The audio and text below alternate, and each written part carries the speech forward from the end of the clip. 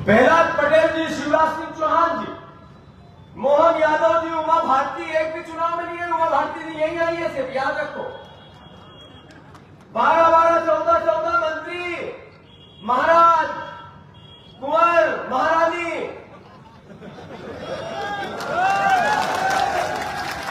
सब लगे। कोई सब्जी बना रहा है, कोई चूल्हे के पास खाना बना रहा है, कोई जूते पहन के चूल्हे के पास है, कोई जूते उतार के चूल्हे के पास है। सब बातें पता है या नहीं है ना? ये क्यों है? क्योंकि ये मैं भाषण नहीं देना चाहता, आप लोगों को सिर्फ बताना चाहता हूं। राव यादव सिंह जी का ये मेरे हीरो हो गए, मैं इनका एक तरह से फॉलोअर हो गया। क्यों हो गया? मुझे भरोसा नहीं था कि ज्योतिरादित्य सिंधिया जी के सामने इतनी बहादुरी से ये जिस दिन पहली बार आए और कहा भैया आप किसी और को चुनाव लड़ाओ तो भी मैं मंजूर, और मुझे अवसर दोगे तो तख्ता पलट के बताऊंगा मैं। और पूरे टाइम ये एहसास रहा कि अभी बीजेपी का काम चल रहा है लंबा चौड़ा, गड्ढे के गड्ढे में कुछ बोल दूंगा तो फायर कर देंगे, रोस्ट करते हुए खिलाफ। तो अति धन बल, पद बल, सरकार बल, सबने प्रभाव डाला है, सबने डाला है, सबने समझा है। पर जैसे पिताजी थे वैसा बेटा है। इनके पिताजी के देखा नहीं, मैं कभी मिला नहीं, देशराज जी, स्वर्गीय देशराज जी यादव जी पर खूब सुना कि लोगों के हित और अधिकार से के लिए कोई समझौता नहीं करते थे। यही उनको भी डराते थे, दबाते थे, चमकाते थे, 10 तरह के विधानसभा में सवाल उठाते थे, पूरे परिवार को यातना देते थे। उन यातनाओं का बदला लेना है कि नहीं लेना है? बात इतनी है कि मैंने कहा मैं भाषण नहीं करूंगा, बातें करूंगा। अरे आदरणीय ज्योतिरादित्य सिंधिया जी राज्यसभा से सांसद थे, लोकसभा से सांसद और राज्यसभा से सांसद के अधिकारों में कोई अंतर नहीं था।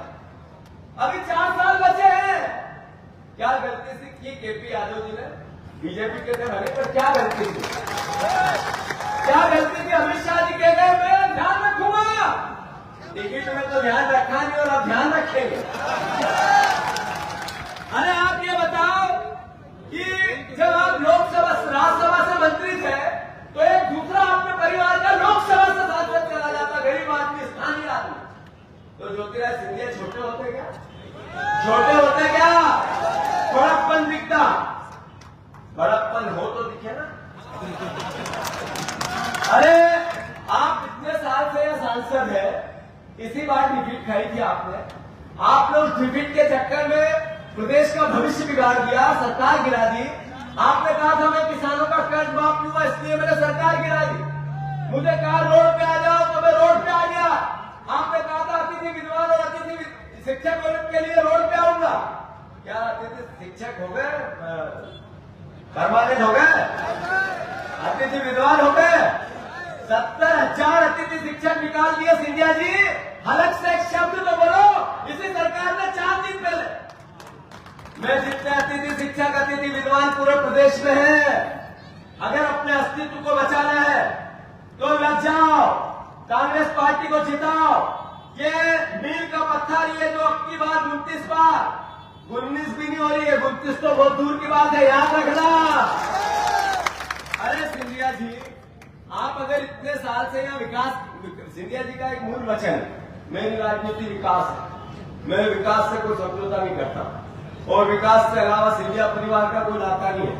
मुझे छोटी और ऊंची बात पसंद नहीं, सिर्फ विकास ही पसंद है।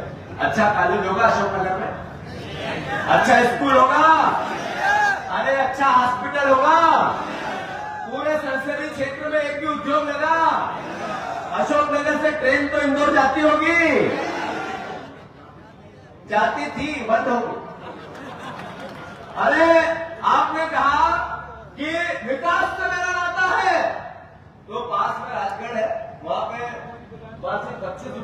छोटे आ रहा है, याद थोड़ी है। मेरे पास 5 बजे का समय है, थोड़ा छोटा कर रहा हूं। पर